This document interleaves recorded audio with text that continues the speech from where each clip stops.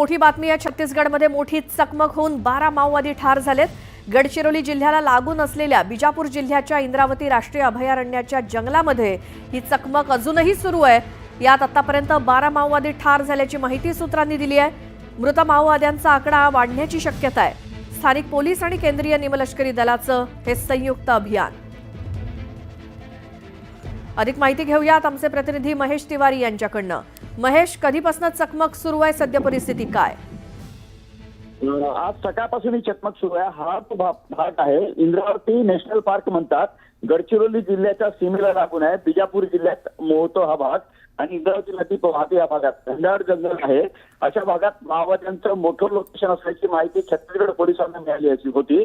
त्यावरून त्यांनी काल रात्रीपासून या ठिकाणी एक मोठं जॉईंट ऑपरेशन टाकलं होतं, ज्यामध्ये स्थानिक डीआरजी आहेत, पोलीस आहेत, सीआरपीएफचे जवान आहेत। या संयुक्त अभियानामध्ये आज सकाळी माओवाद्यांना घेरण्यात आलं। त्या ठिकाणी हे एन्काउंटर सुरू झालं। अजूनही थांबून या ठिकाणी फायरिंग सुरू आहे। आतापर्यंत 12 माओवाद्यांना ठार मारण्यात यश आलेलं आहे। त्यातून शस्त्र सुद्धा आहे। सगळ्यात महत्त्वाचं आपण जर बघितलं तर गेल्या 15 दिवसापूर्वी भुसुरुंग स्फोटात 8 जवानांना माओवाद्यांनी ठार केलं होतं याच बिजापूर जिल्ह्यात। त्यानंतर सुरक्षा दल आता माओवाद्यांच्या विरोधात आक्रमक झाल्याचं आपल्याला दिसून येत आहे।